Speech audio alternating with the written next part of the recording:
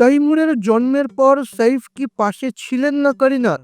নবাব ঘরানার কেন মনে হলো সৈফ একজন ঠান্ডা মাথার বাবা? সৈফ ও করিনার 14 বছরের সংসার টলিউড থেকে বলিউড সবার কাছেই উদাহরণ। কিন্তু সম্প্রতি করিনা তার ভাই রণবীরের এক অনুষ্ঠানে এসে পুরনো আক্ষেপের কথা ভাগ করে নিয়েছেন। রণবীর যখন রাহার জন্মের সময় আলিয়ার পাশে হাসপাতালে টানা 1 সপ্তাহ ছিলেন, তখন করিনা জানান যে তার সন্তানদের জন্মের সময় সৈফ একদিনও হাসপাতালে ছিলেন না। তবে করিনা এও স্পষ্ট করেছেন যে সৈফ একজন শ্রেষ্ঠ পিতা। তিনি তৈমুর, জেহ ছাড়াও সারা ও ইব্রাহিমের প্রতি সমান দায়িত্বশীল। সৈফের এই নবাবী মেজাজ কি একজন বাবার জন্য সঠিক? আপনারা কি ভাবছেন? কমেন্টে আপনার মতামত জানান।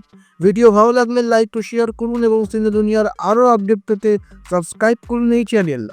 আপনার নিজের জন্য বা নিজের ব্যবসার জন্য পার্সোনাল বা বিজনেস ওয়েবসাইট তৈরি করতে চান, অথবা তৈরি করতে চান আধুনিক মোবাইল অ্যাপ, কোথায় যোগাযোগ করবেন, কিভাবে শুরু করবেন বুঝতে পারছেন না? যোগাযোগ করুন নিচে দেওয়া ফোন নাম্বারে। আপনার সমস্ত প্রশ্নের উত্তর পাবেন এখানেই।